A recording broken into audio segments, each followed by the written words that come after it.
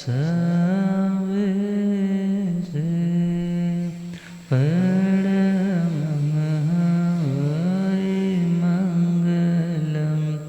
मङ्गलाणां च सवेसे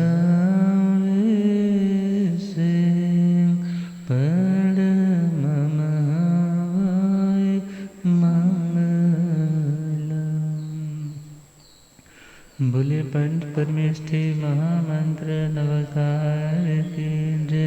शासनपति श्रमण भगवान महावीर स्वामी की जय। आचार्य सम्राट ध्यान योगी परम पूज्य डॉक्टर श्री शिव मुनि जी महाराज की जय। घोर तपस्वी परम पूज्य स्वामी श्री रूपचंद जी महाराज की जय। शासन प्रभावक प्रवर्तक पंडित रतन पूज्य गुरुदेव श्री जगदीश मुनि जी महाराज की जय। आगम ज्ञाता आगम पुरुष जन शास्त्रतन हिमाचल केसरी उपाध्याय भगवंत श्रद्धे गुरुदेव श्री जितेंद्र मुनि जी महाराज की जय।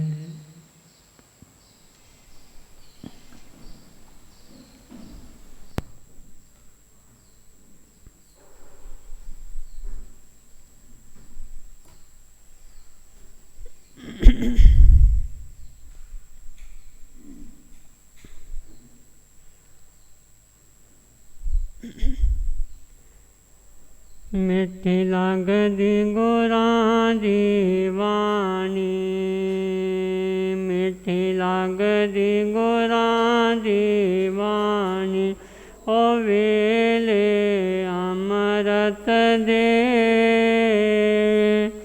ओ वेले अमृत दे मिठी लगदी, मिठी लगदी गुरां दी वाणी, मिठी लगदी गुरां दी वाणी, ओ वेले अमृत दे, ओ वेले अमृत दे मिठी लगदी। पुन जन्म जन्म दा होवे, पुन जन्म जन्म दा होवे, तां दर्श गुरां जी दा होवे, तां दर्श गुरां जी दा होवे, ते मुक्ति दी राह लभदी, ते मुक्ति दी राह लभदी मिठी लगदी, मिठी लगदी गुरां दी वाणी, मिठी लगदी गुरां दी वाणी, ओ वेले अमृत दे,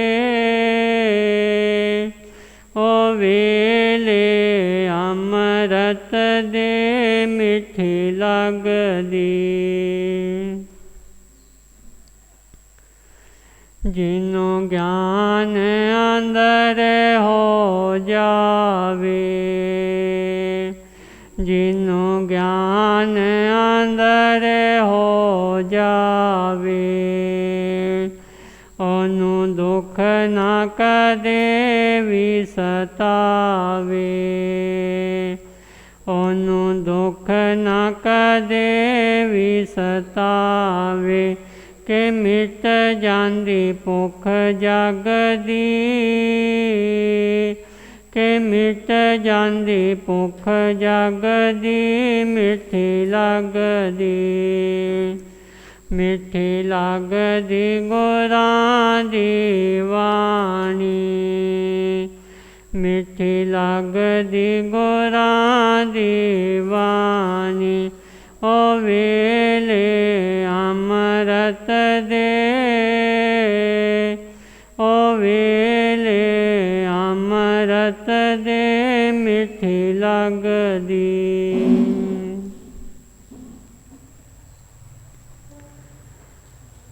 मुक ਜਾਂਦੀਆਂ 84 ਦੀਆਂ ਵਾਟਾਂ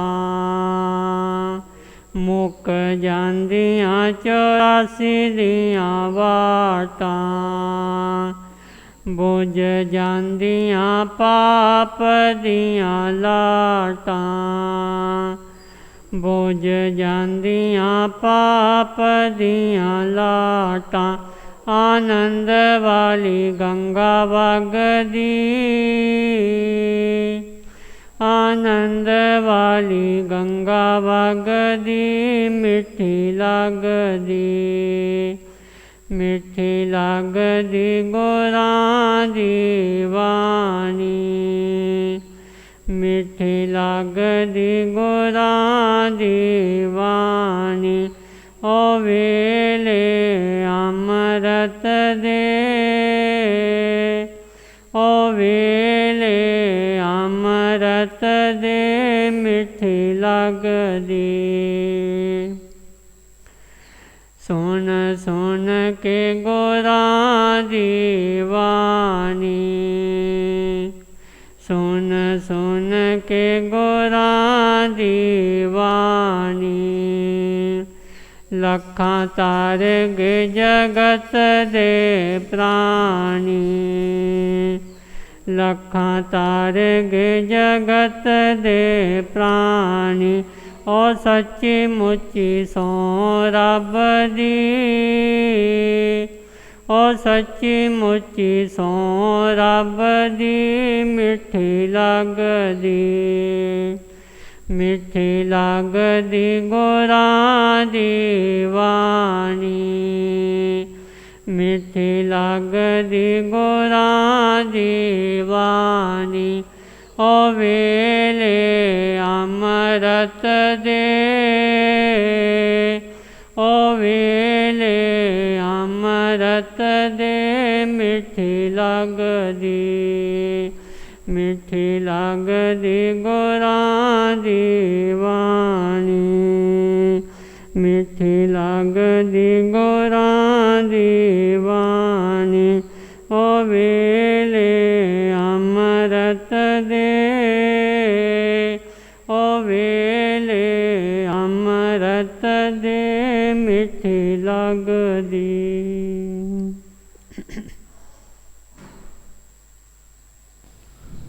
अब हम श्रवण करेंगे परम आदरणीय भगवती स्वरूपा महासाध्वी प्रवचन प्रभाविका श्री सुनीता जी महाराज साहब के श्रीमुख से मंगलमय भजन।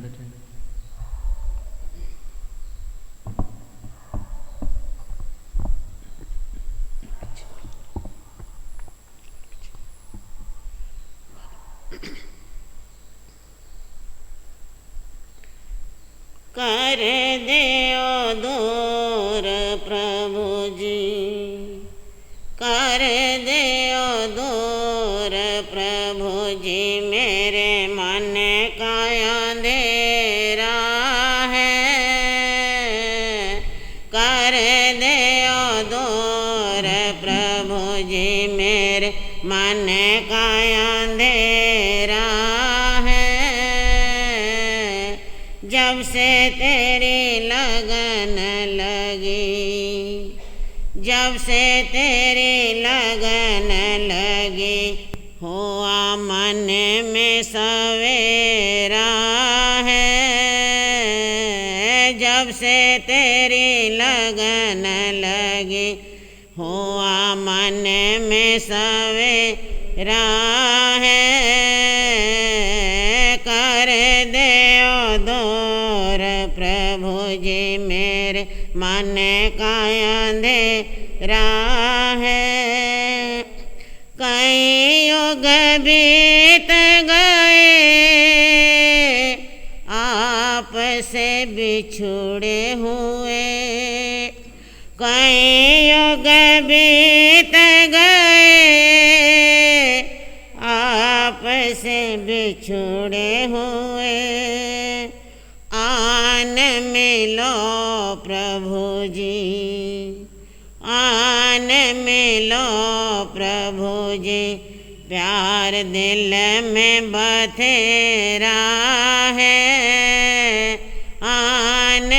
मिलो प्रभु जी प्यार दिल में बतेरा है कर दो दूर प्रभु जी मेरे मन का अंधेरा है कर दो दूर प्रभु जी मेरे मन का अंधेरा जिनके मन आप बसे उनके मन कलियां खिले जिनके मन आप बसे उनके मन कलियां खिले चमक उठी ज्योति चमक उठी ज्योति हुआ दूर अंधेरा है चमक उठी ज्योति हुआ दूर अंधेरा है कर दो दूर प्रभु जी मेरे मन का अंधेरा है जब से तेरी लगन लगी हुआ मन में सवेरा है जब से तेरी लगन लगी हुआ मन में सब इसको हटा दो प्रभु मन पे जो पर्दा पड़ा इसको हटा दो प्रभु मन पे जो पर्दा पड़ा कोई नहीं अपना कोई नहीं अपना एक आसरा तेरा है कोई नहीं अपना एक आसरा तेरा है कर दो दूर प्रभु जी मेरे मन का अंधेरा है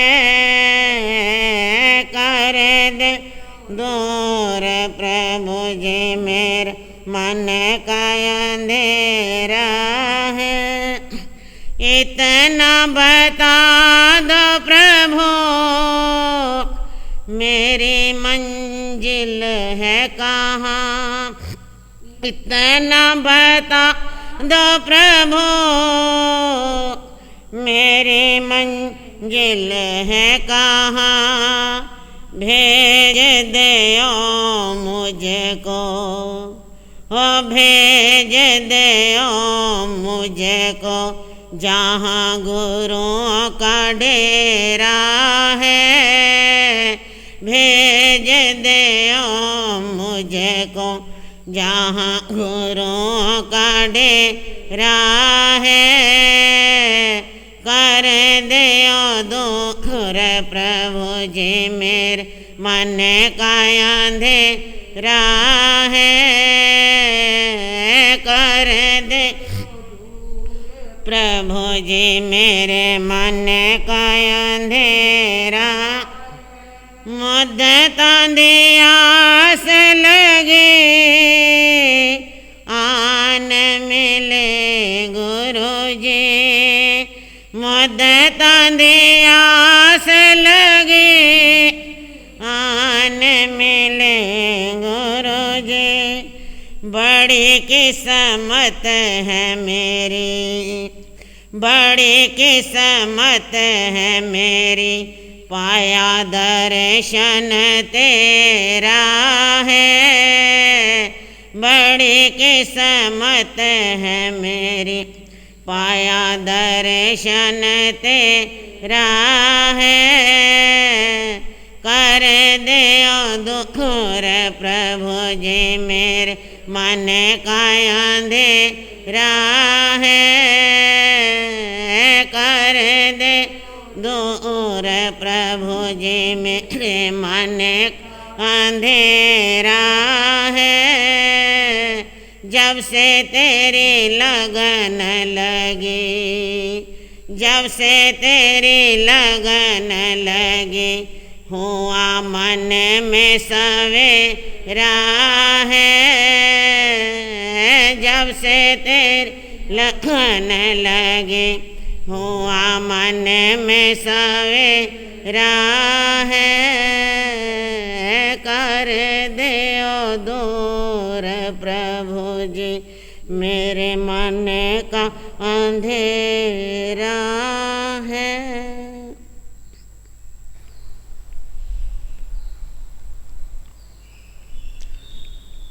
धम मंगल मुकुट अहिंसा संयमो तवो देवा वेतं नमस्ते। जस धमे सया मनो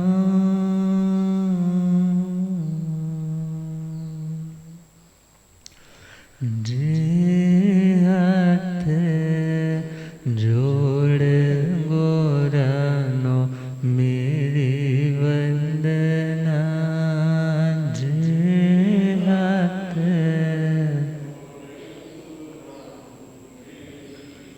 एक बार वंदना, हजार बार वंदना। एक बार लाख बार वंदना, करोड़ बार वंदना। लाख बार वंदना।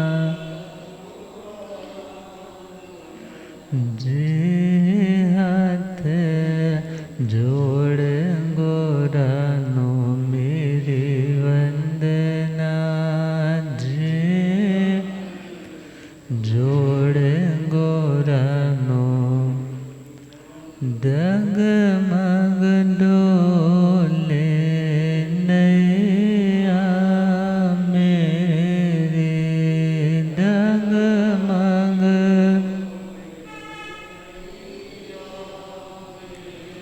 मुझको है सतगुरु तेरे। मुझको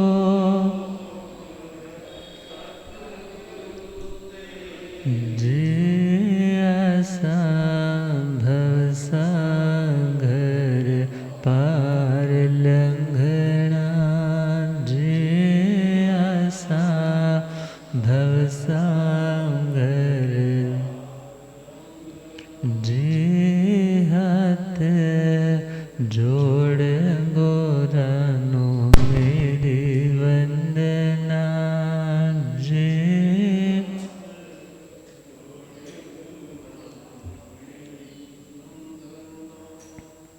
अनंत अनंत शांति के निकेतन शासनपति श्रमण भगवान महावीर स्वामी के पावन चरण वृंदों में हार्दिक भावना वंदन नमन।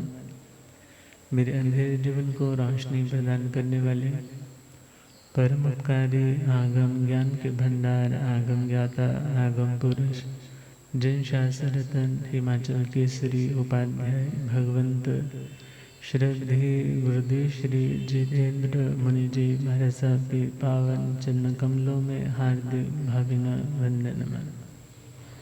आदरणीय सेवाभावी श्री प्रशमित मुनि जी पाठ पर विराजमान प्रवचन प्रभाविका कर्मठ योगिनी महासाध्वी श्री सुनीता जी महाराज साहब, धर्म सभा में उपस्थित धर्मानुरागियों, सुशीलवती माताओं एवं बहनों, असीम पुण्यदय से भाग्यदय से आप सबको संतों का समागम और वीतरागवाणी श्रवण करने का सुअवसर प्राप्त हो रहा है।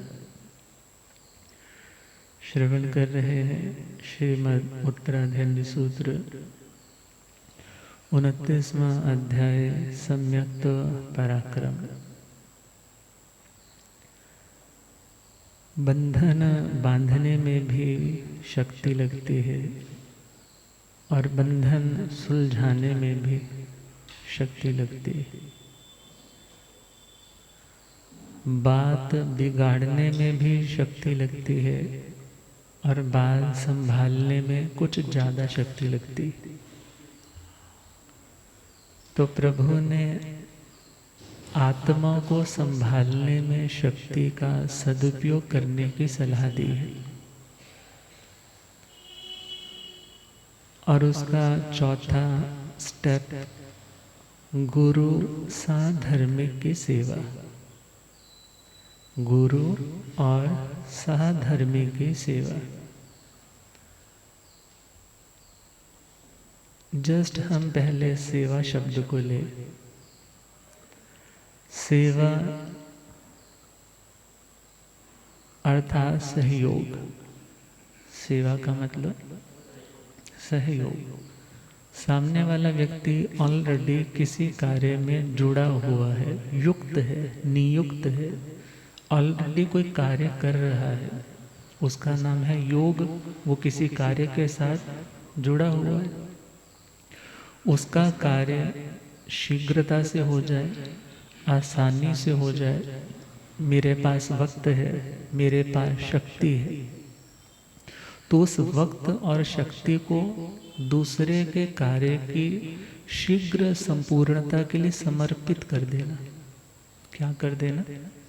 समर्पित कर देना। अपना टाइम इन्वेस्ट करना, डोनेट करना, इकोनॉमिकली यदि आपके पास पैसे की पावर है वो डोनेट करना, या आपकी फिजिकल प्रेजेंस किसी व्यक्ति की उन्नति में सहयोगी बनती है तो फिजिकल उसके सामने अपीयर रहना। और कभी कभी मेंटली उस व्यक्ति को मात्र आपकी शुभ भावनाएं ही चाहिए होती है, तो ऐसी भावनाएं प्रेषित करना, ये उस कार्य को करने में शीघ्रता लेकर आएगा और उस लक्षण को भी सिद्ध करेगा जो आपने लोक के नक्शे के नीचे लिखा होता है। सिंबल देखते हैं ना आप, ऐसे बना होता है, तो उसके नीचे एक लाइन लिखी होती है, परस्परोपग्रहो जीवाना। परस्पर उपग्रह करना। परस्पर का मतलब एक दूसरे के प्रति, एक दूसरे के प्रति उपकार करना, सहयोग करना, ये जीवों का लक्षण है। मीन्स यदि कोई जीव दुनिया पे है तो उसे क्यों कहा जाता है ये जीव है? तो कहा क्योंकि उनमें एक दूसरे का सहयोग करने का गुण रहता है, नेचुरल एबिलिटी रहती है। और लक्षण का मतलब जो सामान्य गुण नहीं बल्कि विशेष गुण है। विशेष गुण का मतलब जिसके बिना वो व्यक्ति, वो पदार्थ पहचाना नहीं जाएगा।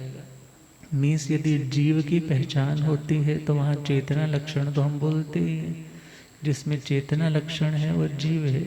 मगर दूसरा लक्षण और क्या दिया? यह तत्वार सूत्र में वैसे आता है, परस्परोपग्रहो जीवाना। और वहाँ पर तो भले धर्मास्तिका या धर्मास्तिका इत्यादि, वहाँ पर उनके वर्णन में यह सूत्र आता है, मगर वहाँ ये भी बात समझाई कि एक दूसरे का अनुग्रह करना। अनुग्रह करना मीन्स उपकार करना, सहयोग करना, एडजस्ट करना, ये सारे लक्षण जीव के। अब विचार करना है, कभी तो अच्छे कार्य की संपूर्णता में सहयोग दिया जाता है और कई बार व्यक्ति किसी के गलत कार्य को शीघ्र संपन्न करने में भी सहयोग देता है। तो सेवा कौन सी है? सेवा कौन सी है जो अमृत रसायन बन जाए, जो उसके भवों के कष्टों को पैदा करने वाले उन कर्मों को नष्ट कर दे? ऐसा अमृत रसायन वो सेवा है जिसमें आत्मा दूसरे का भी ख्याल रखता है और अपनी धार्मिक मर्यादाओं का भी ख्याल रखता है। तो सेवा नंदी सेन जी की भी बहुत प्रसिद्ध है। और हम चले श्री ज्ञाता धर्म कथांज सूत्र में, तो वहाँ पर पंथक मंत्री की सेवा भी शास्त्रों में बहुत ही श्रद्धा के साथ सुनाई जाती है। और सामान्य रूप से हम देखें तो सेवा किसी की भी हो, सेवा किसी की भी हो, वो कभी व्यर्थ नहीं जाती, वो कभी व्यर्थ नहीं जाती, क्योंकि सेवा के पीछे कभी श्रद्धा काम करती है और सेवा के पीछे कभी अनुकंपा, दया का भाव काम करता है। कभी तो आप किसी की सेवा क्यों करते हो? आपके मन में उसके प्रति बहुत करुणा है, उसके दर्द को देख करके आप कहते हो भाई सहयोग करना चाहिए। कृष्ण वासुदेव जी का कोई रिश्ता नहीं था उस व्यक्ति के साथ, जो बूढ़ा व्यक्ति एक एक ईंट उठा करके बाहर सड़क से अपने घर में शिफ्ट कर रहा था। मगर क्या मन में आया, ये बेचारा सारा दिन लगा रहेगा तो भी ये सारा ढेर अंदर नहीं पहुंचा पाएगा। तो उन्होंने सोचा कि मैं यदि स्टार्ट करूं, क्योंकि बड़ा व्यक्ति यदि किसी अच्छे कार्य को स्टार्ट करता है तो उसे बहुत से सामान्य लोग फॉलो करने लग जाते हैं। और यदि बड़ा व्यक्ति अपने आचार से पतित हो जाता है, अपनी मॉरल वैल्यू से गिर जाता है, तो उसे फॉलो करने वाले कितने लोग गलत रास्ते पे चल पड़ते हैं। बहुत बड़ी रिस्पॉन्सिबिलिटी है एक बड़े लेवल पर आकर के खुद की क्वालिटीज़ को मेंटेन रखना। और श्री कृष्ण वासुदेव जी ने जैसे ही एक ईंट अंदर रखी है तो उनके साथ चलने वाले कितने लोग थे, उन्होंने भी एक एक ईंट उठाई और सारा ढेर अंदर शिफ्ट हो गया। अर्थात सहयोग से आत्मा में एक पॉजिटिविटी भी आती है, पुण्य बंधता है, वो तो हमारी एक मान्यता, वो हमारा एक बिलीफ सिस्टम है। मगर यदि हम प्रैक्टिकली दुनिया के लिहाज से बोले तो आप जब किसी को कुछ भी डोनेट, कुछ भी कंट्रीब्यूट या कुछ भी किसी के लिए करते हो तो आपके भीतर एक प्रसन्नता का भाव आता है कि आज मैंने कुछ अच्छा काम किया। विचार करो, आप तो अपनी गाड़ी से जा रहे थे और एक व्यक्ति जो पैदल चल रहा था, मगर पैदल चलते चलते उसको किसी ने टक्कर दे दी। अब टक्कर दे दी है, वो सड़क पे है, आप चाहो तो उठ कर के उसको संभाल भी सकते हैं और आप ना चाहो तो यूं भी गुजर सकते हैं। अब विचार करना है, जिसके अंदर अनुकंपा है वो ये नहीं देखता कि मेरे को जानता है, मेरा रिश्तेदार है, नहीं है, मुझे कोई इसका बेनिफिट होगा नहीं होगा, मगर हाँ उसे इतना पता है कि सेवा करने से प्रसन्नता जरूर हो। क्या मिलेगी? प्रसन्नता। अक्सर प्रसन्नता कब मिलती है? जब आप कुछ ऐसा कार्य करते हो जिसमें कोई अपेक्षा नहीं होती। प्रसन्नता कब मिलती है? जब आपके किए हुए कार्य के पीछे आपकी कोई लालसा काम नहीं करती, उस कार्य के बाद आपको प्रसन्नता मिलती। और अदरवाइज यदि आप कोई चाह लेकर के काम कर रहे हो तो हो सकता है वो वस्तु आपको न मिले, या आपने किसी को कुछ सहयोग दिया वो आपको थैंक यू भी ना बोले, तो उस टाइम आपका मन खिन्न हो जाएगा। अरे मैंने तो इतना टाइम लगाया और इस व्यक्ति ने कोई आदर भी नहीं दिया, कोई थैंक यू भी नहीं दिया, कोई आशीष भी नहीं दी। मगर यदि विचार किया जाए कि यदि आपने कुछ अच्छा किया है, इट मीन्स आपने अपना कोई ना कोई बुरा कर्म भी नष्ट किया है और उसके साथ साथ पुण्य का कोई पॉजिटिव अकाउंट भी बढ़ाया है, और आपकी पॉजिटिविटी, सकारात्मकता भी बढ़ती है। क्यों? क्योंकि जब आपको लगने लगता है कि मैं भी किसी के कुछ काम आ सकता हूँ, मैं भी किसी के कुछ काम आ सकता हूँ, बस इसी से स्टार्ट हो जाती है आपकी हैप्पीनेस के लेवल इंक्रीज हो। परिवार के लिए अक्सर आप कर्तव्य समझ करके बहुत कुछ करते हो, मगर शायद वहाँ पर इतनी प्रसन्नता नहीं मिलती। जब आप कभी किसी गौशाला में जाते हो, कोई जीव इत्यादि आ गया, कोई बीमार आ गया, उसको आपने यदि थोड़ा सा भी कुछ दिया है तो आपके मन में सारा दिन रहता है कि मैंने आज कुछ अच्छा काम कर लिया, मैंने आज कुछ अच्छा कर लिया। अर्थात सेवा जो प्रसन्नता दे, सेवा को डिवाइन गुण भी कहा जाता है, दैवीय गुण भी कहा जाता है। और देखा जाए सेवा वही करेगा जिसके हृदय में अनुकंपा होगी, पहला पॉइंट। और जिसके हृदय में अनुकंपा है वह व्यक्ति सम्यक्त्व के 5 लक्षणों की आराधना कर लेगा। सम्यक दृष्टि बनने के व्यवहारिक रूप से जो 5 लक्षण आते हैं वो सम, संवेग, निर्वेद, अनुकंपा और आस्था। यदि अनुकंपा नहीं है तो ध्यान रखना वो सम्यक दृष्टि भी नहीं है। और यदि किसी की पीड़ा को देख करके आपके मन में भी ख्याल आता है कि मुझे कुछ करना चाहिए, तो इट मीन्स आपके अंदर समदृष्टिपना है। समदृष्टि मीन्स दूसरे के कष्ट को भी उसके लेवल पर पहुंच करके, उसकी सेम दृष्टि पर जा करके उसको अंडरस्टैंड कर पाना कि ये प्रॉब्लम है, अर्थात किसी की वेदना को समझ करके उसे निराकृत, उसे दूर करने का प्रयास करना। ये वही कर सकता है जिसमें अनुकंपा वश भी सेवा की जाती है, ये पहला पॉइंट है। और दूसरी सेवा की जाती है श्रद्धा पूर्वक। कैसे की जाती है? श्रद्धा पूर्वक, विश्वास पूर्वक, धर्म समझ करके, जस्ट पुण्य समझ करके नहीं, बल्कि किस लिए? धर्म समझ करके। अब विचार कर,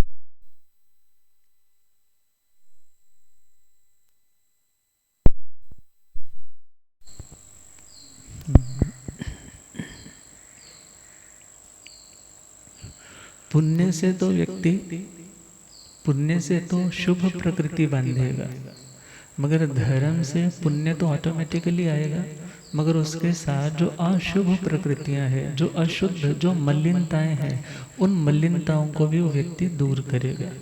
तो श्रद्धा पूर्वक तो उसी की सेवा की जाएगी जो उत्तम आचार वाला है, जो उत्तम विचार वाला है। मगर सामान्य रूप से किसी की सेवा करने का शास्त्र में निषेध नहीं है। यदि हम शास्त्र उठाएं तो श्रीमद् आचार्य सूत्र में चले जाएं तो जब प्रभु महावीर स्वामी की जन्म की घटना आती है तो उनके पिता ने उनके पास आने वाले कितने अलग अलग परंपराओं के जो समण ब्राह्मण इत्यादि है उनको भी भोज करवाया, उन्हें भी प्रीति दान दिया, उन्हें भी कुछ ना कुछ गिफ्ट्स दिए कि वो लोग आए हैं। अर्थात यदि तुम किसी अन्य मत वालों को यदि कुछ दे भी देते हो तो पाप नहीं है, बल्कि वहाँ पर क्या भावना है? या तो अनुकंपा की या सहयोग की भावना है।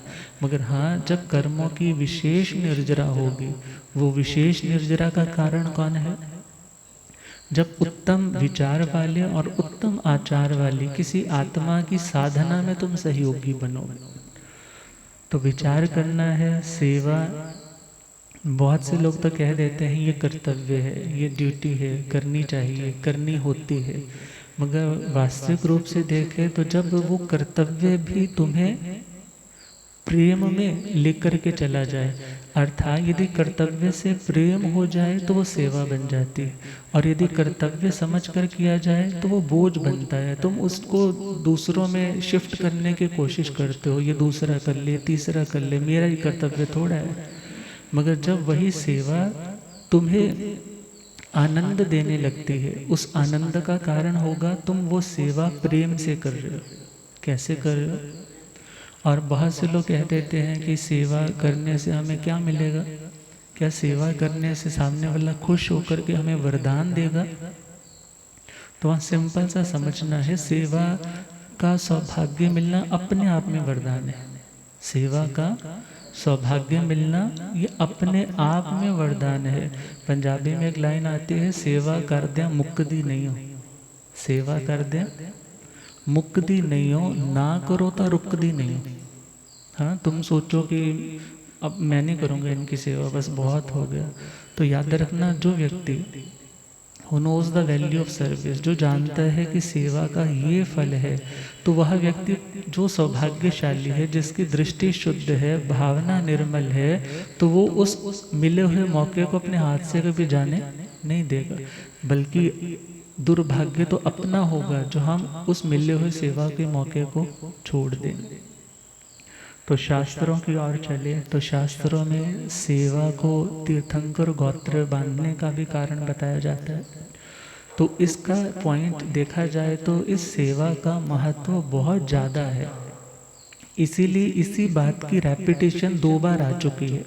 अर्थात पहले बार में तो शुश्रूषा कहा है, तो दूसरी बार वहाँ पर वैयावृत्य कह करके इस एक पॉइंट को भी और ज़्यादा स्ट्रेस के साथ समझाने के लिए कि सेवा का बहुत महत्व है। कारण क्या, अक्सर कह देते हैं ना रेपिटेशन किसके लिए? जब भाव सेम से आ रहे हैं, जब मीनिंग सेम सा आ रहा है, तो एक ही बात को पुनरावृत्ति क्यों, दोबारा से क्यों कहा गया? तो अक्सर आपने देखा होगा जब बच्चा घर से जा रहा है, गुस्से में है, तो माँ एक बार कहती है बेटा बाहर जाके किसी से झगड़ा नहीं करना। एक बार कहा, फिर दोबारा से गाड़ी तक पहुंचा है, माँ दोबारा से कहती बेटा किसी से झगड़ा नहीं करना। अब एक बात को ही दूसरी बार क्यों कहा? क्योंकि वो बात ज़्यादा इम्पॉर्टेंट है, उस बात का ध्यान रखना ज़्यादा ज़रूरी है। इसी प्रकार जो चीज़ें हमारे लिए ज़्यादा बेनिफिशियल रहती है, उन्हीं बातों को कई बार शास्त्रों में पुनरावृत्ति 1, 2, 3 बार भी कह दी जाती है। तो यहाँ पर हमें समझना है, सेवा गुणी जनों की भी की जाती है और अनुकंपावश किसी भी व्यक्ति की जाती है।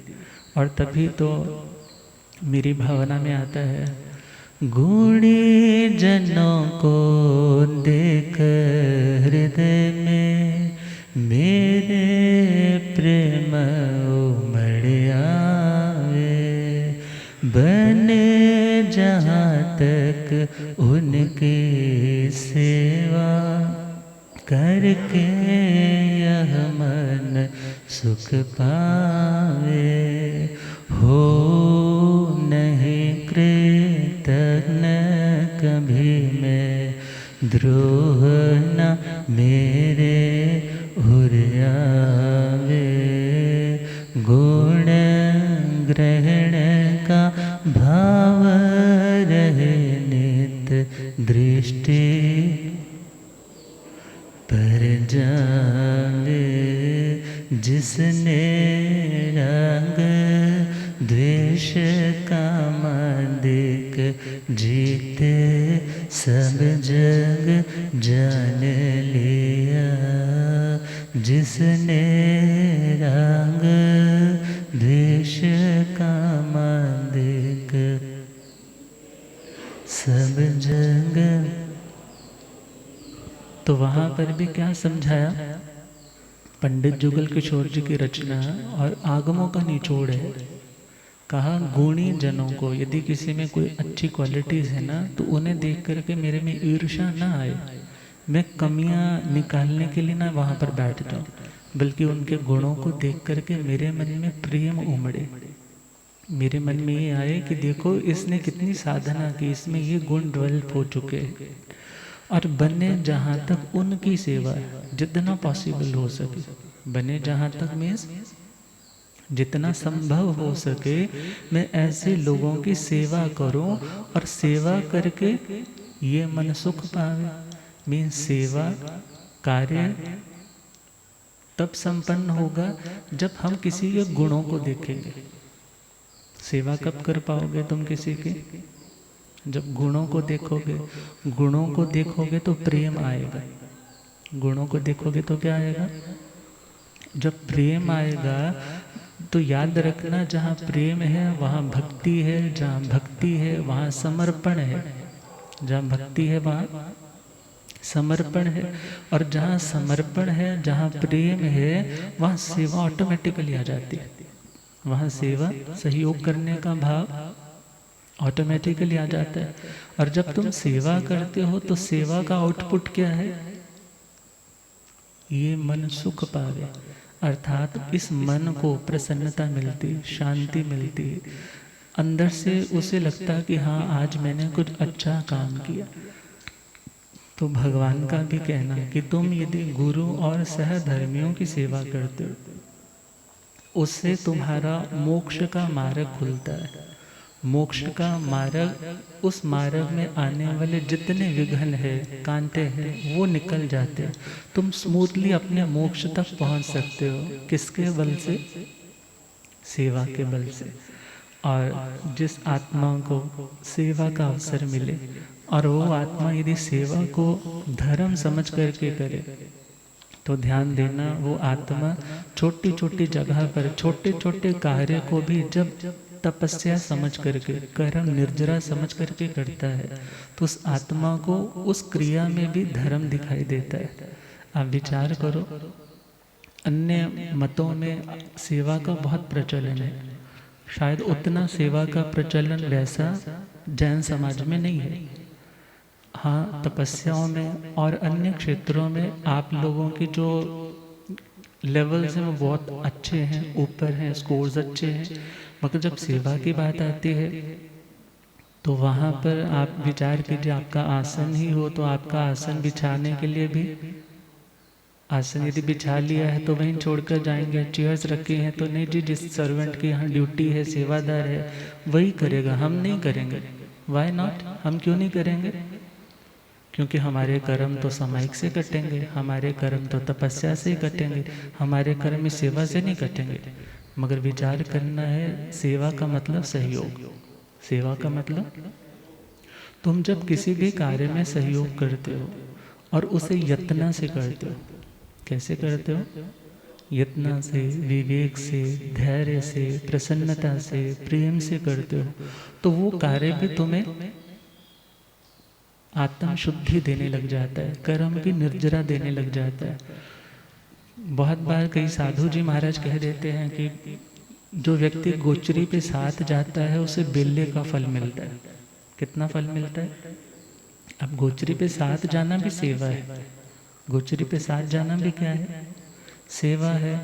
और विहार करके आ रहे हैं, उनके साथ साथ होना, ये भी सेवा है। गुरुओं के चरणों में बैठ कर के उनकी बात को ध्यान से सुनना, ये भी सेवा है। तो खैर हम अभी एक पॉइंट पे सुन रहे हैं, सेवा। सेवा अर्थात सहयोग। और विचार करना है, उन संतों ने तो बोल दिया बेले का फल मिलेगा। बच्चे ने पूछ लिया महाराज जी बेला कौन करेगा? जो अपना फल उठा करके मेरे को देगा वो बेला कौन करेगा? तो वहाँ पर ये समझना है, यदि आप गोचरी के वक्त पूरी यत्ना के साथ चल रहे हैं, एक एक जीव को आप यत्नापूर्वक बचाते हुए और इस भावना से कि महाराज को साता रहे, उनकी साधना में निर्दोषता भी रहे, मैं उनका सहयोगी बनकर के साथ रहो, तो वहाँ पर वो सेवा भी तुम्हें बिना तपस्या के भी तपस्या का फल दे देती। और कई बार हमने स्थानकों में देखा, वो लोग सुबह सुबह ही झाड़ू पोछे लेकर के स्थानक की बड़ी यत्नपूर्वक सफाई कर। गुरुदेव ने एक बार पूछा कि आप लोग ऐसे क्यों कर रहे हो? तो कहने लगे महाराज इससे हमें ना बेले का फल मिलेगा। कैसा फल मिलेगा? गुरुजी ने पूछा घर में सफाई करते हो? बोले नहीं महाराज, घर पे तो कौन आता है, काम वाली आती है, छोटू रखा हुआ है, सारी क्लींजिंग वही करता है। तो गुरुदेव कहने लगे यदि तुम्हें इस स्थानक से धर्म का फल मिलता है और वही श्रद्धा, वही यत्न, वही विवेक तुम घर पे भी अपनाओ तो तुम्हें वहाँ भी वही फल मिलेगा। मीन्स जितनी निर्जरा तुम यहाँ कर सकते हो वैसे ही निर्जरा तुम वहाँ भी कर सकते हो, मगर वहाँ पर भावना होनी चाहिए। और विचार करना है, सेवा का मतलब सहयोग। और अक्सर आप लोगों ने स्थानकों पे, कई स्थानक पे लिखा होता है ना कि हमें किसकी ज़रूरत है, सलाह की नहीं, सहयोग की आवश्यकता है। तो सहयोग का मतलब जो कार्य ऑलरेडी कोई कर रहा है, उस कार्य का उसके ऊपर जिम्मेदारी का बोझ है, उस बोझ को कम करने के लिए उसके साथ जुड़ जाना। सहयोग, सह का मतलब साथ, योग का मतलब जुड़ जाना, उसका नाम है सेवा। और भगवान की शास्त्रीय भाषा में चले तो गुरु साहम्य सुसूषण्यायण भंते जीवे किम जड़ी। प्रभु से प्रश्न किया कि हे प्रभु, जब ये आत्मा अपने गुरुओं की या अपने सहधर्मियों की शुश्रूषा करती है तो इसे कौन सा फल मिलता है, इस आत्मा में क्या पैदा होता है, कौन सा गुण डेवलप होता है? तो पहला पॉइंट आया कि गुरु की और सहधर्मी की शुश्रूषा। यह वर्ड थोड़ा अपरिचित है सामान्य लोगों के लिए कि ये शुश्रूषा क्या होता है। सेवा तो समझ में आता है, शुश्रूषा का मतलब है श्रोतुम इच्छा, सुनने की इच्छा। किसकी इच्छा? सुनने की इच्छा। अर्थात जो व्यक्ति मेरे को कोई काम मिले उसके लिए हमेशा तैयार रहता है, सुनता है उस बात को, समझता है उस बात को, उस ड्यूटी को फॉलो करने की भावना रखता है कि मेरे को ये बात समझाए, मेरे को ये बताए।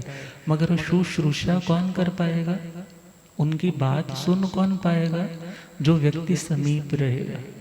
कैसे रहेगा? समीप रहेगा।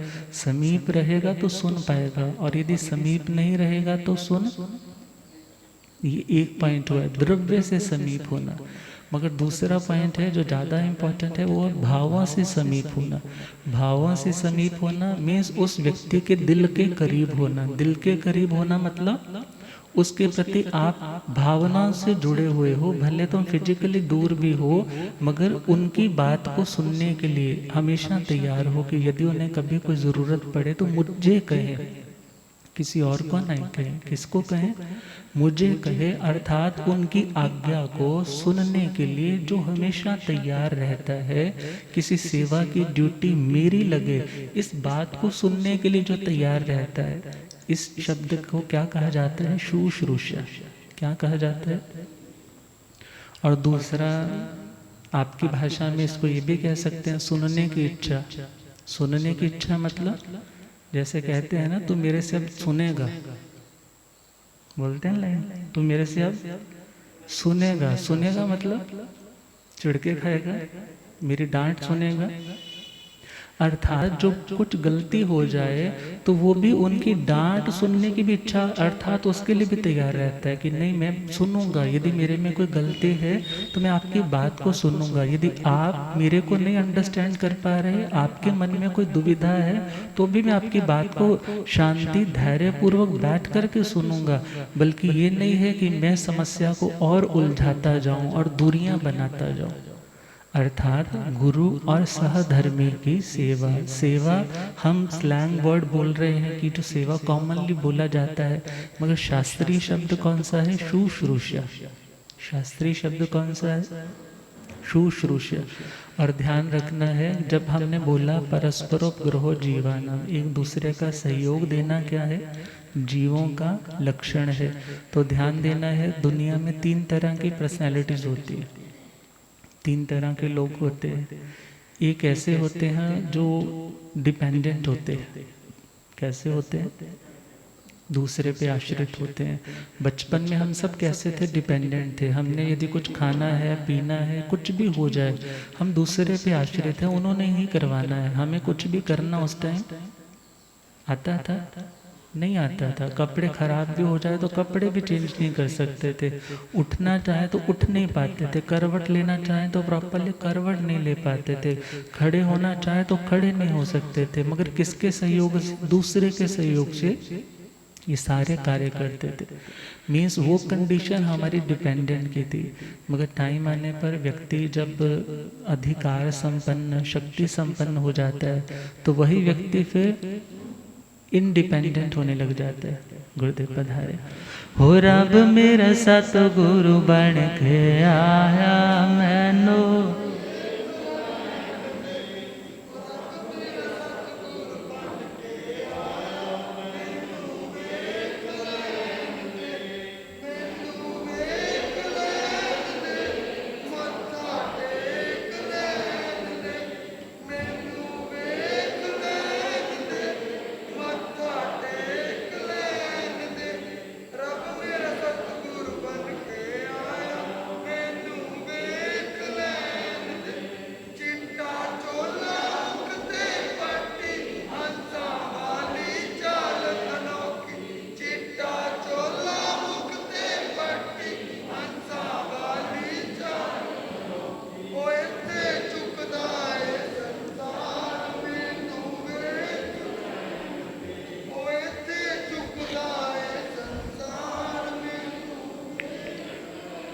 हो रब मेरा सतगुरु बन के आया मैनू, भूलिया गम ज्ञाता आगम पुरुष जन शास्त्र जन हिमाचल के श्री उपाध्याय भगवंत श्रद्धे गुरुदेव श्री जितेंद्र मुनि जी महाराज की।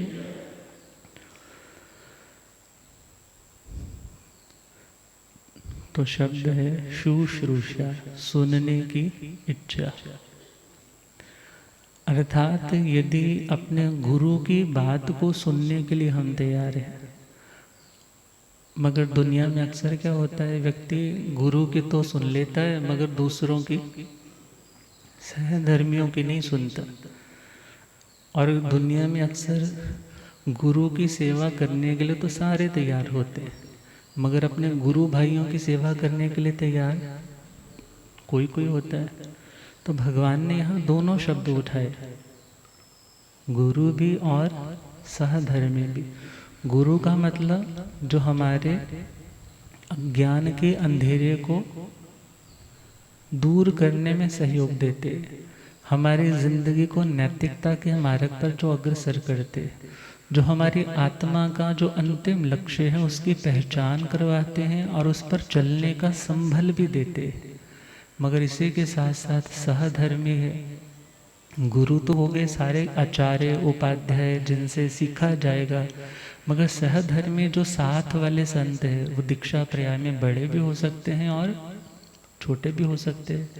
तो भगवान कह रहे हैं गुरु और सहधर्मी की सेवा करने से आत्मा में विनय प्रतिपत्ति होती है।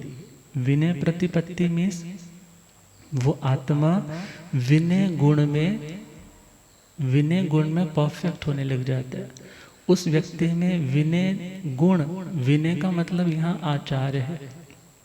विनीयन्ते अपनीयन्ते अष्टविध कर्माणि येन स विनय। सामान्य रूप से तो विनय विनम्रता, विनय का मतलब विनम्रता, बहुत हम्बल है, बहुत डाउन टू अर्थ है, बड़ा पोलाइट है, बहुत प्यार से बात करता है, ज़रा भी घमंड नहीं है। मगर यदि हम थोड़ा शास्त्रीय दृष्टि से देखें तो विनय का मतलब है जिस साधना के द्वारा आत्मा के 8 कर्म नष्ट हो जाए, उस साधना का नाम विनय है। वो 7 प्रकार की है, ज्ञान विनय, दर्शन विनय, चारित्र विनय, मन विनय, वचन विनय, काया विनय और लोकोपचार विनय। अर्थात जब आत्मा गुरुओं की, सहधर्मियों की सेवा करता है तो उस आत्मा में क्या पैदा होता है? पहली बात विनम्रता। सेवा करने से क्या आती है? विनम्रता। क्यों आती है विनम्रता?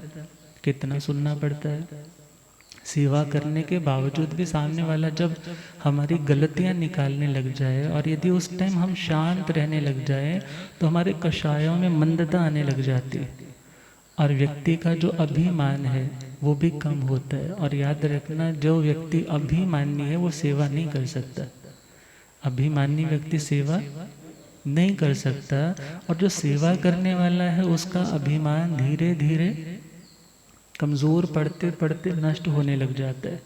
क्यों? क्योंकि सेवा करने वाले को अपनी प्रायोरिटीज़ पीछे रखनी पड़ती है, सामने वाले की प्रायोरिटीज़ को ही प्रायोरिटी देनी होती है।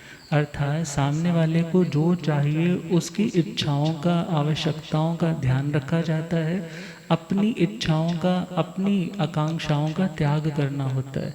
और अभिमानी व्यक्ति कभी अपनी आकांक्षाओं का त्याग नहीं कर सकता।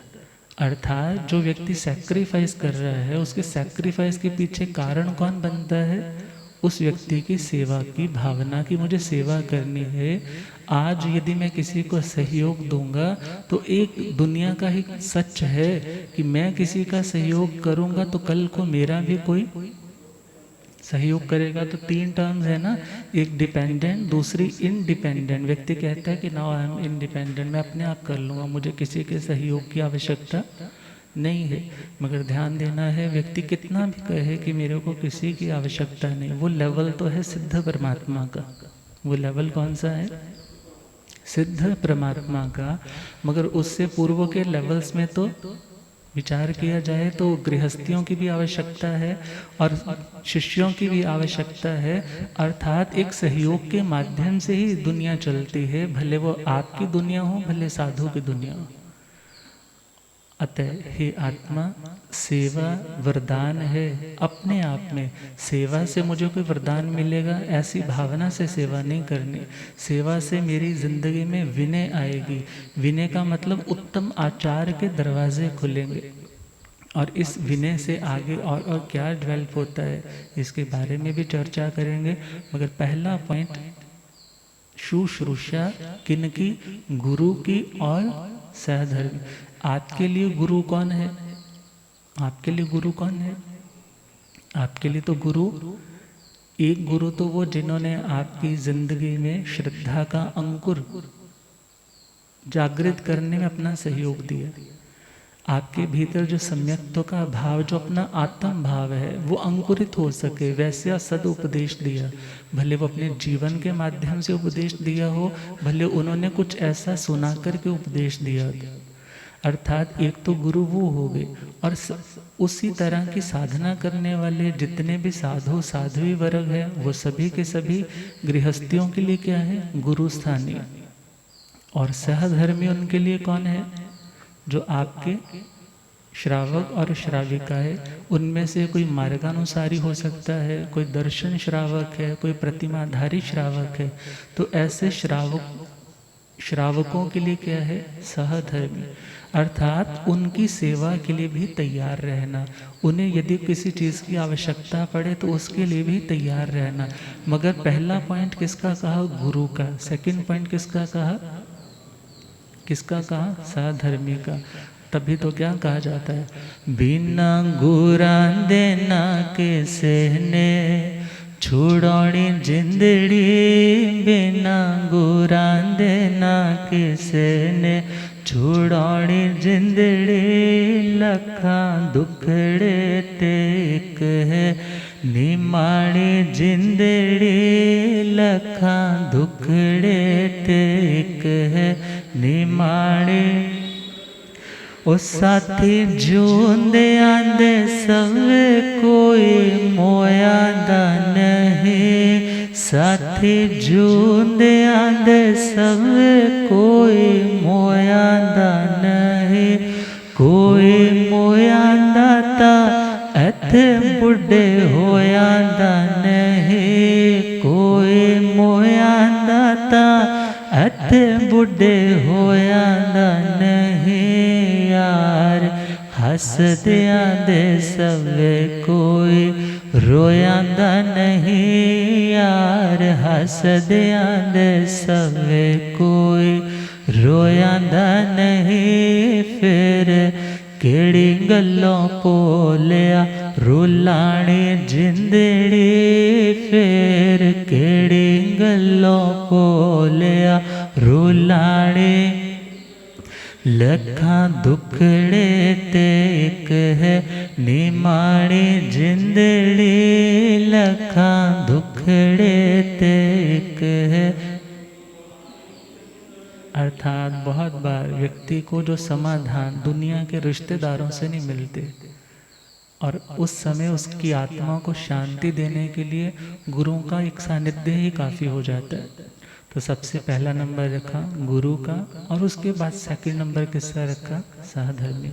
तो सेवा से और क्या क्या मिलेगा हम स्टोरीज के माध्यम से भी सुनेंगे।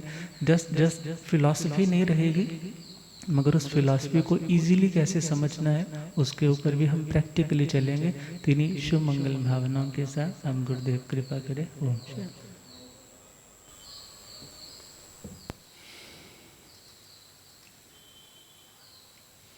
जीर्ण वयण अनुरता, जीर्ण वयण जे करन्ति भावेन, अमला असंकलिठा ते हुन्ति परित संसारी। बोलिए भगवान महावीर पावन चरित गुरुदेव जी, बंधु मन वच काए, भव सागर को तरण में करो हमारी सहाय। जिन शासन जिन वाणी सदा जयवंत हो, श्रवण संग सदा अविचल मंगल हो। मुक्ति को प्राप्त श्रमण भगवान महावीर स्वामी, उनकी परम पावन कल्याणी भागवती वाणी, वाचक्रम श्री इंदर भूति गौतमादि गणधर भगवंत, युग प्रधानाचार्य परम पूज्य श्री सुधर्मा स्वामी जी महाराज, उनकी परम पावन पाठ परंपरा, वर्तमान आचार्य ध्यान योगी परम पूज्य श्री शिव मुनि जी महाराज एवं गुरुजन सबके पावन चरण सरोजों में मेरा अनंत अनंत बार वंदना नमस्कार। उपस्थित धर्म प्रेमी सज्जनों, माता तथा बहनों, ये संसार कितना विशाल है।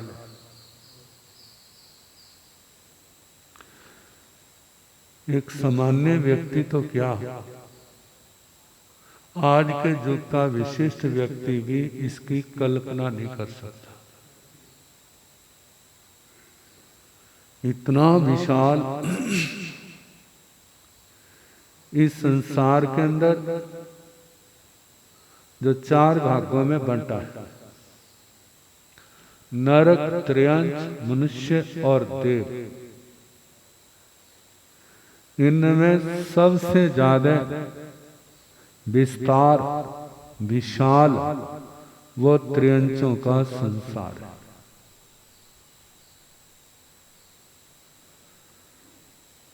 और सबसे कम मनुष्यों का है। त्रयंच मनुष्य और इसके बीच में नारकी देवता। कोई पूछे इनमें कौन ज्यादा है?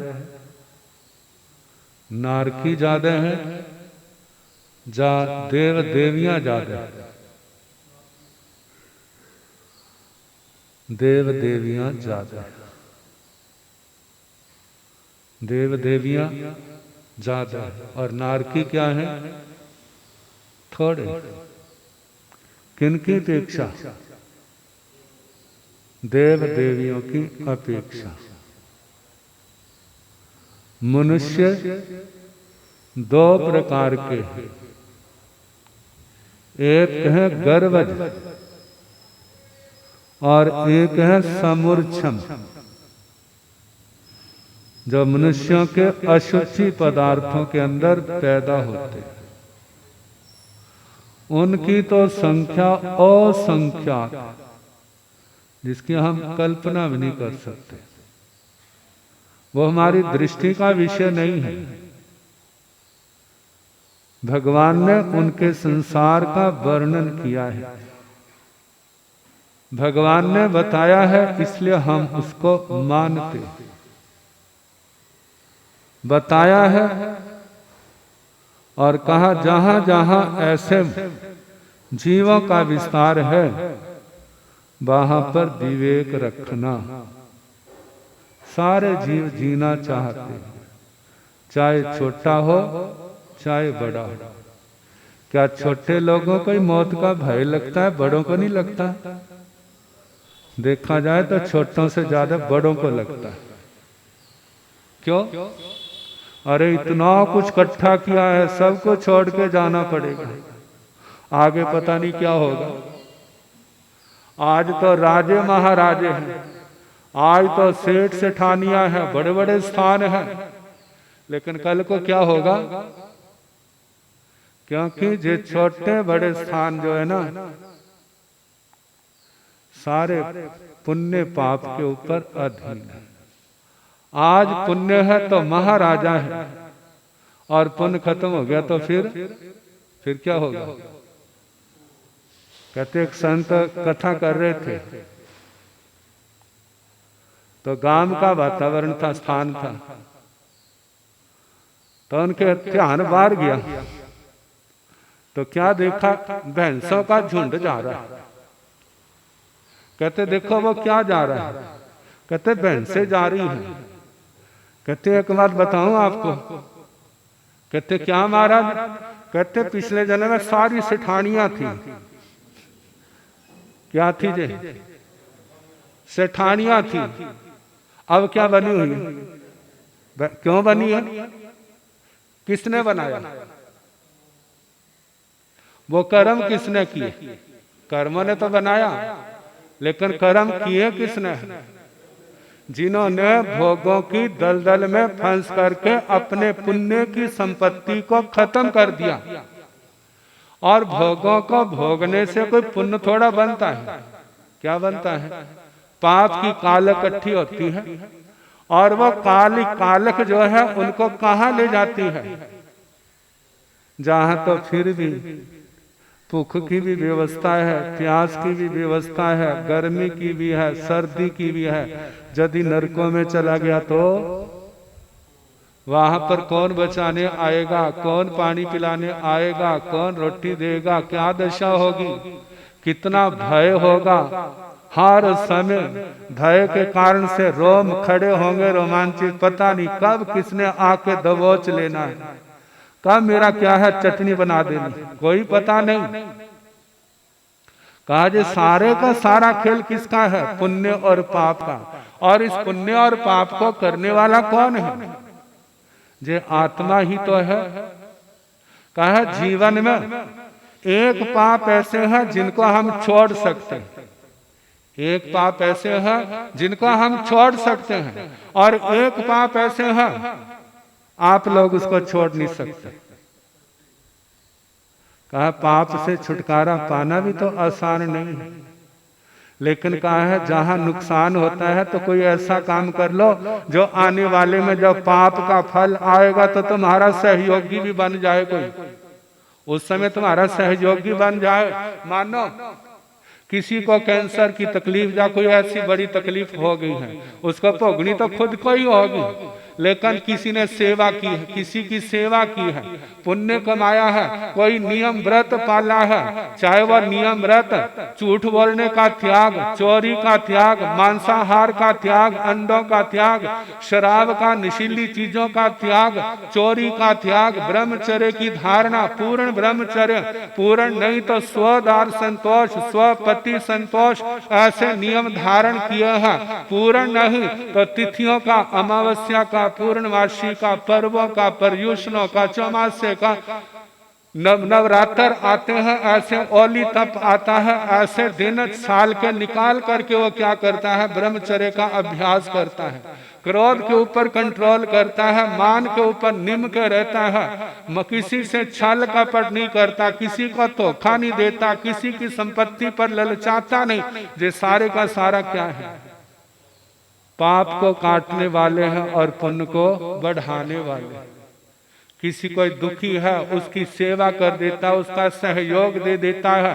कहते सहयोग दिया है तो जब जरूरत पड़ेगी तो वो भी किसी ना किसी रूप में क्या आ जाएगा? कोई बेटा बन के आ जाएगा, कोई बहू बन के आ जाएगा, माँ बाप बन करके आएंगे, पड़ोसी बन करके आएगा।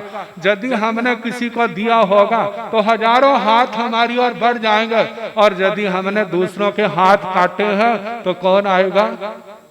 हाथी काट दी फिर आएगा कौन? कोई भी नहीं। तो कहा जिन पापों से हम बच नहीं सकते, अब उन्होंने आना तो है, इस आत्मा को दबाना भी है, लेकिन यदि हमारे पास कोई ऐसी साधना होगी, कोई हमने ऐसा सुकृत किया होगा, तो कोई हमारे पर सहयोग के हाथ बढ़ा देगा और वह दुख का समय क्या हो जाएगा? निकल जाएगा। और यदि ऐसा कुछ भी नहीं किया है फिर तड़पता रहेगा, फिर कहेगा दुनिया किसी के अंदर दया है ही नहीं। देखो मैं तड़प रहा हूं, देख करके चले जाते हैं, और कोई किसी को पता है वो वहां पर है, वो रास्ता बदल लेगा, क्योंकि जब वहां जाऊंगा तो कुछ ना कुछ सवाल ना कर दे। कहा ऐसा क्यों? क्योंकि उसने दिया नहीं इसलिए उसको मिला नहीं, उसने कुछ अच्छा किया नहीं इसलिए उसका कोई सहयोगी बनने के लिए तैयार नहीं। इसलिए भगवान कहते हैं हे आत्मा, जब तक बुढ़ापा नहीं आता, जब तक शरीर में बीमारी पैदा नहीं होती, जब तक आपकी इंद्रियां क्षीण नहीं होती, ताव धम्मं समायरे, तब तक धर्म की आराधना कर लो। इनमें से एक भी आ गया तो धर्म की आराधना करनी क्या हो जाएगी? मुश्किल हो जाएगी। तो देखो ये संसार इन चारों गतियों में सबसे ज्यादा मुश्किल क्या है? सबसे ज्यादा मुश्किल क्या है? कहते हैं एक दुखी जीवन है, एक समृद्ध जीवन। समृद्धि भी बिना पुण्य के, बिना तप के, बिना धर्म के नहीं मिलती। कहा एक ऐसा, एक मध्यम है।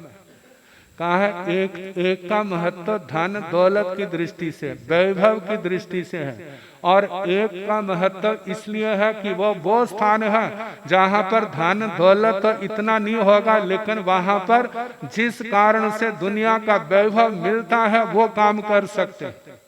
यदि धन दौलत वैभव की दृष्टि से देखा जाए तो देवलोकों का संसार क्या है? बड़ा चढ़ा है। इतना धन वैभव जिसके संबंध में हम सोच ही नहीं सकते। लेकिन जहां धर्म की बात आएगी तो जिस धर्म के संबंध में देवता सोच नहीं सकते तो वो धर्म कहाँ पर होगा? वो इस मनुष्य जन्म में होगा। अब टाइम तो उतना ही है, मानो ज्यादा से ज्यादा 100 साल। अब सारे का चाहे इसको धर्म ध्यान में लगा दो, चाहे लड़ने झगड़ने में लगा दो, चाहे खाने पीने में लगा दो, चाहे भोगों में लगा दो, ऐशो राम में लगा दो, सोने में लगा दो। जो सारा किसके हाथों से? व्यक्ति के हाथ है। लेकिन बुद्धिमान कौन है? अपने आप अपना संतुलन बना के रखना। दुनिया में रहना है, कई काम करने पड़ते हैं, लेकिन धर्म के अंदर किसी प्रकार की हीनता ना आए। धर्म की ऐसी हम पूंजी कमा लें ताकि आत्मा को दुर्गतियों में ना जाना पड़े। प्राय करके दुर्गति में उन्हीं को जाना पड़ता है जिन्होंने धर्म का सहारा नहीं लिया होता। जिन्होंने आंशिक रूप में भी यदि धर्म का सहारा लिया है तो दुर्गति के दरवाजे क्या हो जाते हैं? उसके लिए बंद हो जाते हैं। कहते हैं एक नियम भी यदि धारण कर लिया है जो गुरुओं के माध्यम से, उसका नरक और त्रियंच गति का दरवाजा बंद हो जाता है। केवल एक नियम, वो चाहे रात्रि भोजन का त्याग है, चाहे वह शील व्रत है, चाहे वह झूठ बोलने का त्याग है, चाहे वह उसने नियम किया है मैं चाहे कुछ हो जाए कभी मांस नहीं खाऊंगा, कभी अंडे नहीं खाऊंगा, नशों का सेवन नहीं करूंगा, ऐसी बातों का मतलब कोई एक नियम भी लिया है तो उसका क्या होगा? नरक गति का दरवाजा वो बंद करने में समर्थ है। और जिसने एक भी नियम नहीं लिया उसका क्या होगा? अब जहां पर प्रश्न हो सकता है क्या एक नियम लेने से बाकी पाप उसके माफ हो जाएंगे? कहते माफ कुछ नहीं होगा, माफ उसका कुछ नहीं होगा, सारे भोगने पड़ेंगे। जैसे आप देखते हैं ना मनुष्य गति में कहा तो कितने संपन्न परिवार है, सब कुछ है, और कितने परिवार ऐसे हैं जहां पर रहने के लिए मकान नहीं, खाने के लिए रोटी भी पूरी नहीं है, ऐसे भी तो है। लेकिन कहा जब कितने बड़े बड़े परिवारों के अंदर ऐसे भी कोई बच्चे हैंडीकैप है, कोई दिमाग से डिस्टर्ब है, कोई टांगों से डिस्टर्ब है, कोई हाथों से डिस्टर्ब है, किसी को कोई तकलीफ है, किसी को कोई तकलीफ है। अब जो पाप कर्म किए हैं वो तो उसको भोगने पड़ेंगे ही, लेकिन जो नियम पाला था उसके कारण से वो ऐसे ठिकाने पर पहुंच गया है। उसकी साल संभाल करने वाले, साल संभाल करने वाले कितने हैं। अब दुख तो वो भोग रहा है, लेकिन उसके पुण्य के कारण से क्या होता है? जो उसने पुण्य किया था, अच्छा नियम पाला था, उसके कारण से घर में क्या है? समृद्धि है, किसी प्रकार की कमी नहीं है। अब घर वाले भी सोचते भाई जब ये नहीं आया था तो हमारी घर की क्या स्थिति थी, घर की क्या स्थिति थी, लेकिन जब से ये आया है घर के अंदर सब प्रकार से लहर बहर हो गई है। अब इसके अंदर तकलीफ है तो इसका मतलब इसने कमाई तो की है, धर्म की कमाई की है, पुण्य की कमाई की है, लेकिन उसके साथ साथ पाप की भी कमाई की है। पाप के कारण से सारा डिस्टर्ब है, लेकिन पुण्य की कमाई के कारण से घर के अंदर सब कुछ आ गया। अब परिवार वाले सोचते हैं भाई इसकी सेवा करो, सेवा करोगे तो सब ठीक रहेगा, और इसका कुछ हो गया तो सब कुछ क्या हो जाएगा? उड़ जाएगा। कितनी बार देखते हैं जब वो था तो घर में सब कुछ था, जब उसके प्राण शांत हो गए घर फिर वैसे का वैसा हो गया। कहते ये बातें बाद में समझ आती, समय रहते समझ किसी किसी को आती, नहीं तो क्या है दुनिया के लोग धोखा खा जाते। तो कहा जाता है कि अपने जीवन को संवारना, तो सारी जानकारी होनी चाहिए। हमारे गुरुजनों ने, भगवान ने कितनी अच्छी बातें की। कहते हैं आप सबका भला नहीं कर सकते, सबका भला नहीं कर सकते, लेकिन सोच तो सकते। सोचने मात्र से कितना पुण्य बन जाता। सबका भला हो, इसका मतलब जब आपने कहा ना सबका भला हो, तो सबकी और मैत्री के धागे क्या कर दिए? सूत्र आपने गिर दिए। जब आपने कहा सबका भला हो तो आपकी इस भावना का दूसरे पर फर्क पड़े चाहे ना पड़े, लेकिन आपकी आत्मा के ऊपर उसका जरूर असर पड़े। आचार्य श्री अमित गति जी ने कहा, इनकी बात बाद में करेंगे। सर्वे भवन्तु सुखिनः सर्वे सन्तु निरामया सर्वे भद्राणि पश्यन्तु मां कश्चित् दुख भाग। सद्भावना का सूत्र जो भारतीय संस्कृति की जान है। सर्वे भवन्तु सुखिनः, सारे क्या हो, जहां पर शत्रु मित्र का सवाल नहीं है। चाहे शत्रु हो, चाहे मित्र हो, चाहे अपना हो, चाहे पराना हो, सबके कर व्यवहार भाषा में चिराग जलते रहे, किसी के चिराग बुझे ना, घर के अंदर खुशियां रहे। कहा एक लाइट होती है जो दीवे से, जो बत्ती से, इस बिजली से मिलती है। एक लाइट होती है जो चेहरे से झलकती है। जो चेहरे से झलकने वाली लाइट कौन सी है? वो है खुशी। वो क्या है? खुशी है। देखते हैं ना, जिस समय दिवाली आती है, जिनके परिवारों में कोई दुर्घटना घटी होती है, उस घर में दीवे नहीं जलते, उस घर के अंदर खुशियां नहीं होती। तो कहा क्यों? वहां अंधेरा है। और जिस घर खुशियां हैं वहां पर क्या होते हैं? दीवे जलते हैं। दीवे भी जलते हैं और चेहरों के ऊपर भी क्या होती है? खुशी होती है। तो सच्ची लाइट कौन सी है? जो अंदर खुशी है। खुशी क्या है? वो लाइट है। कहा जाता है जिस समय तीर्थंकर भगवान का जन्म होता है, जिस समय तीर्थंकर भगवान दीक्षा लेते हैं, जिस समय तीर्थंकर भगवान को केवल ज्ञान होता है, जिस समय उनका निर्वाण होता है। कहा दीक्षा के समय तो क्या खुशियां होती हैं, जन्म के समय खुशियां होती, उद्योत होता है। और जिस समय केवल ज्ञान होता है तो उद्योत होता है, खुशियां होती हैं। जिस समय केवल ज्ञान होता है उस समय क्या होता है? उस समय खुशियां होती हैं। लेकिन जिस समय निर्वाण होता है उस समय चेहरे के ऊपर खुशी नहीं होती।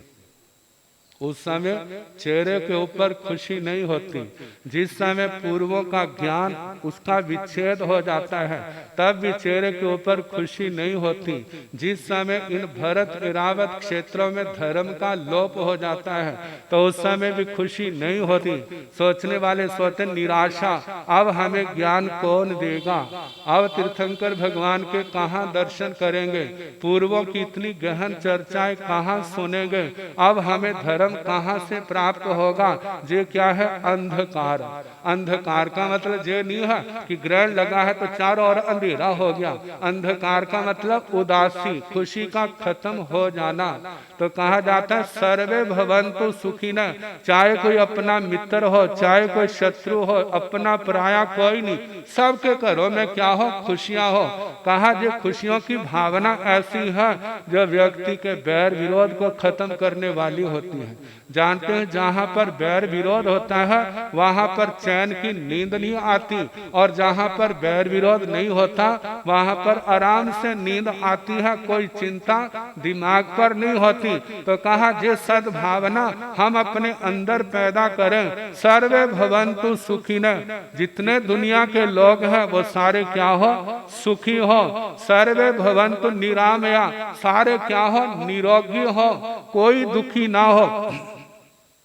कोई भी दुखी वहां इस दुनिया के अंदर ना रहे। कहने का मतलब जब सबके प्रति हमारी सद्भावना है तो दुनिया के ऊपर इस सद्भावना का क्या होगा? असर होगा, प्रभाव होगा। कहते किसी के साथ आपका बैर है ना, उस बैर को खत्म करने का सबसे सात्विक निर्दोष तरीका क्या है? सबसे पहले उसके लिए प्रार्थना करो, हे भगवान इनके घर में सुख शांति हो, इनके जीवन में सुख शांति हो, मेरे अंदर ऐसा सामर्थ्य आए, मैं इनका हेल्पर बनूं, मैं इनका सहयोगी बनूं। देखना महीने 2 महीने के अंदर इसका क्या प्रभाव पड़ता है। कहा वो मिट्टी का नहीं है, वो जो पत्थर नहीं है कि उसके ऊपर हमारी भावना का असर नहीं पड़ेगा। यदि हमारी भावना सच्ची है तो एक दिन वो अवश्य रंग लेकर के आएगी। तो क्या किया जाए? सबका भला सोचा जाए। इससे क्या जाता है भला, लेकिन कितने पुण्य कर्म बांध लेते हैं, कितने पाप कर्म काट देते हैं। ये इंसानियत की आधारशिला है। जब ये आ जाएगी तो धर्म के क्षेत्र के भी हमारे द्वार क्या हो जाएंगे? खुल जाएंगे। समय हो गया, बाकी कल जैसे अवसर होगा सुनाने का प्रयास। जगो जगण वाले ओ जगोण वाले आ गए, जगो जगण वाले ओ जगोण वाले, ज्ञान वाला डंका बजाउण वाले आ गए, ज्ञान वाला ना दया बोलांदा ना तोल ना मोल, ना दया बोलांदा ना एक एक बोल जिवे हीरा न मोल है, एक एक बोल जिवे सुनो सुनण वाले ओ सुनौण वाले आ गए, सुनो सुनण ज्ञान वाला डंका बजाउण वाले आ गए, ज्ञान वाला। बड़े सौभाग्य से आप सभी को दिव्य वितरक वाणी का पावन संदेश श्रवण करने का सौभाग्य मिल रहा है, और इसी क्रम में जो पधार कर लाभ ले रहे हैं हार्दिक साधुवाद है, जो सामायिकें कर रहे हैं विशेष साधुवाद है, जो तपस्याएं कर रहे हैं और विशेष साधुवाद है। ऐसी समस्त आत्माओं को, और जिनकी आज पच्चखान हो वो खड़े होकर अपने पच्चखान ले लें, जिनके एकाशनों की तपस्या हो अपने अपने स्थान पे खड़े होकर पच्चखान ले लें। एक आसन करने वालों को आइमिल का पच्चखान हो, उपवास का पच्चखान, चौथम भक्तंग त्रिविहार आसन, तपस्या करने वालों को पांचवें उपवास का पच्चखान, हाँ इनका छठा है, दो छठे व्रत का दो के आज पाँच पाँच है, इनका छठा है। तपस्या करने वालों को अनुमोदना अनुमोदना अनुमोदना बारंबार, अनुमोदना अनुमोदना अनुमोदना बारंबार। तपस्या करने वालों को, आगे के भाव रखने वालों को, जिन शासन की शान बढ़ाने वालों को। इसी के साथ आज का कोई भी आपके मन की धारणा के अनुसार कोई पच्चखान हो, मन की धारणा के अनुसार संघीय सामाजिक सूचनाएं, जयकारे और मंगल पर।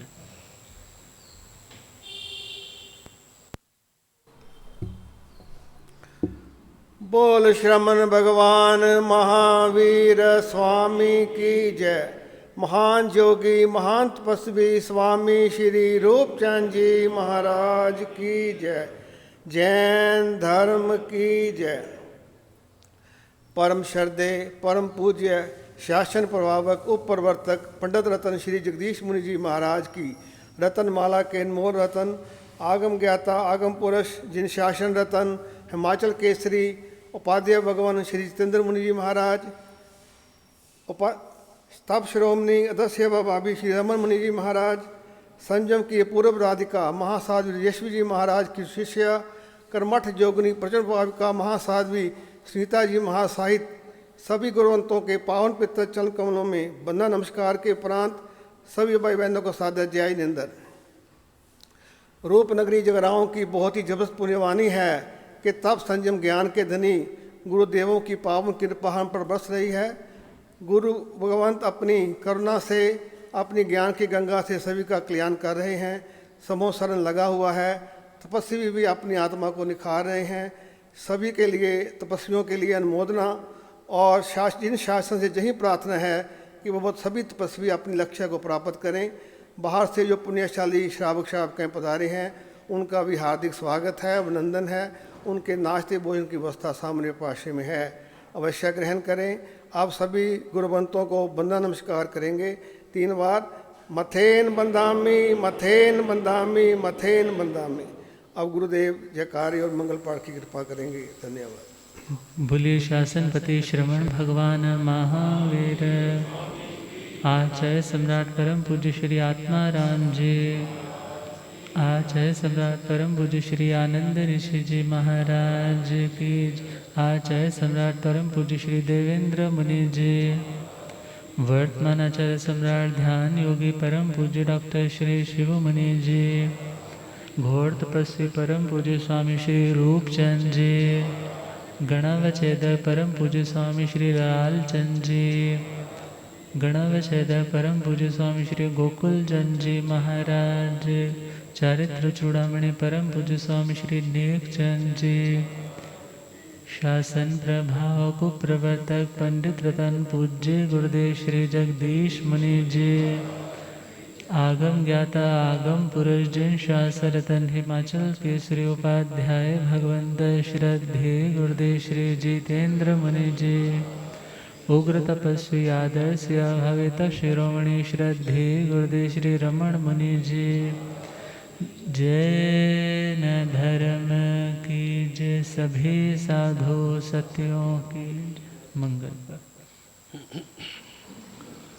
नमो अरिहंताण नमो सिद्धाण नमो आर्याण नमो वैधायाण नमो लोये सुसाहुणं एसो पंच नमोकारो सब पावपणासन मंगलानंद सम्मे सिंह पाड़वं हवाई मंगलं श्री चतारि मंगलं हरिहंता मंगलं सिद्धा मंगलं साहो मंगलं केवली पुनतो धम्मो मंगलं चतारि लोकोत्तमा हरिहंता लोकोत्तमा सिद्धा लोकोत्तमा साहो लोकोत्तमा केवली पुनतो धम्मो लोकोत्तमो चतारि शरणं प्रवज्यामि अरिहन्ते शरणं प्रवज्यामि सिद्धे शरणं प्रवज्यामि साहो शरणं प्रवज्यामि केवली पुनतं धम्मं शरणं प्रवज्यामि।